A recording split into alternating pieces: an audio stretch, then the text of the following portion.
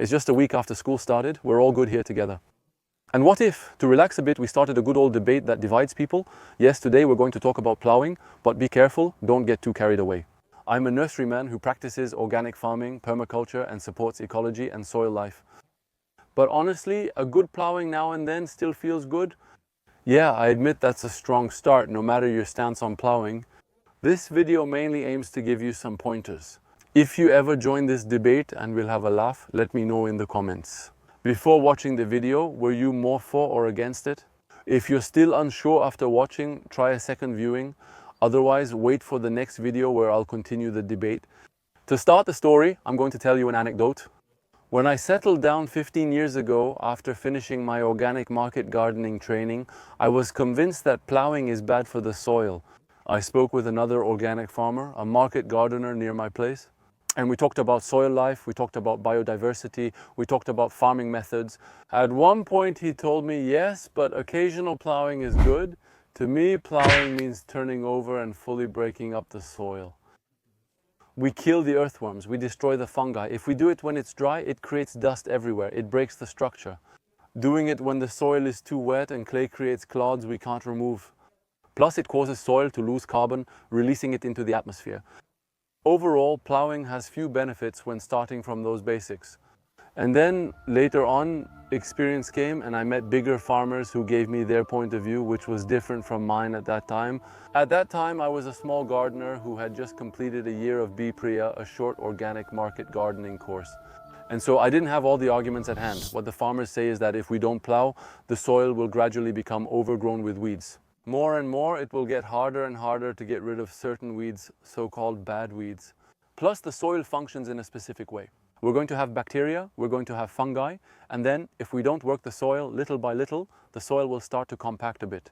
We're going to have more and more fungi developing. So that creates mycorrhizae and a lot of other things that we know are interesting.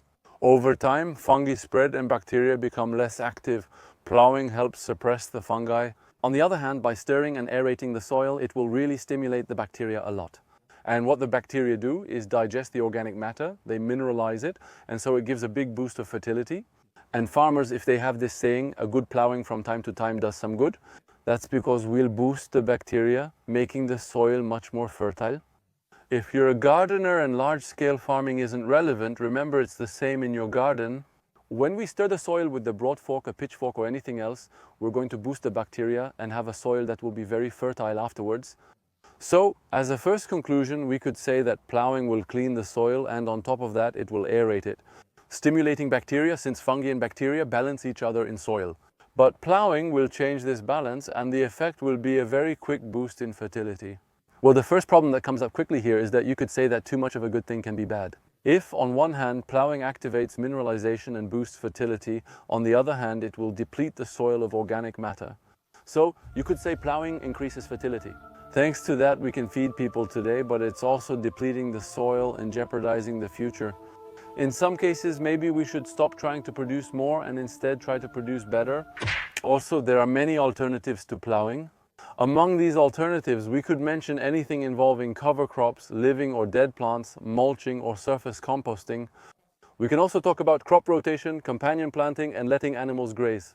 To limit weed growth and weed mechanically and superficially, we can also use thermal weeding. In short, there are many alternatives to plowing, so we can conclude the topic here. It's a temporary fix, but long term it leads us into a wall. And besides, there are plenty of alternatives to do without it, so plowing is. So then, we might wonder why this debate is still going on today. We're going to ask the farmers once again to consider the full context. We'll compare productivity and labor, showing it's not always straightforward in practice. In our current society, we have an agricultural world that is supposed to feed an ever-growing humanity. Ah, yes, I know that's an argument that comes up way too often, and there are plenty of other counter-arguments, but we still need to consider how we got to where we are today. Today, we've developed an agriculture that is ultra-productive, but also ultra-mechanized, with huge plots of crops. Usually, only one plant is grown at a time to enable efficient mechanization. Oh yes, I know there are plenty of other ways to do things besides this conventional farmer, but the problem today is that there are still a lot of conventional farmers who are still active. And when we ask these farmers who work with conventional methods, their answer is that to produce with their methods, they don't really have a choice. If they plow, environmentalists criticize them. If they use pesticides, they get criticized for that too. Today, let's say that most people who are more environmentally conscious, who want to consume organic products, we want food that's at least somewhat healthy, so we don't want pesticides. What the farmers tell us is that in order to reduce the use of herbicides and various pesticides,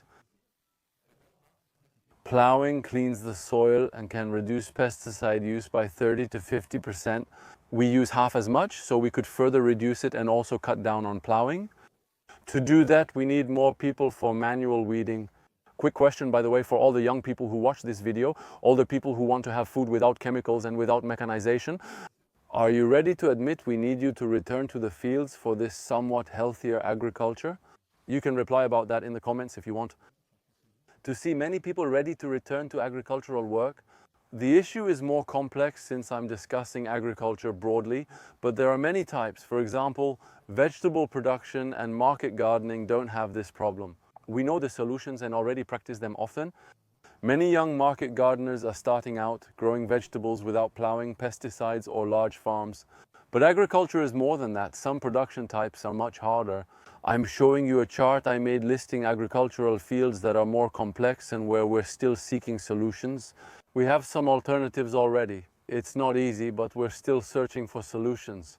That's where we're really going to have a hard time doing without the stuffing. This will mainly affect cereal production, large-scale market gardening, and intensive vegetable farming. It's complicated, especially for potatoes, which are still grown mechanically on large areas. Some areas are still separate, and for certain fields things remain complicated. And what if from now on we try to change a bit the way we fight? Rather than attacking labor directly, we take a different perspective instead of trying to eliminate labor entirely. Shouldn't we try to do it a little better? And then you say, damn, here we go. This is where he's going to tell us that in the end, he's kind of in favor of labor too.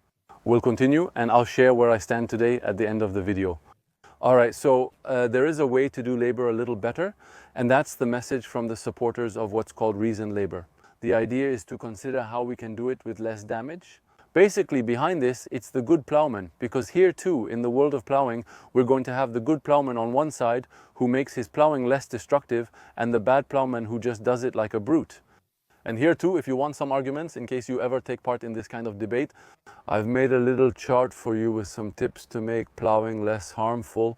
We'll choose the timing based on soil conditions and stop deep plowing, focusing more on the surface. We'll try to do it less frequently, and why not, instead of plowing, use tools that don't turn over the soil? Also pay attention to plowing direction. Stop plowing along the slope. Instead, plow along the contour lines perpendicular to the slope. We could also enhance this by regularly planting fruit hedges perpendicular to the slope, so that if there is still erosion, the soil that moves down gets accumulated at the hedges and we don't lose it. One of the main issues with plowing and erosion, in my opinion, is the loss of fertile soil. And for me, that's very serious.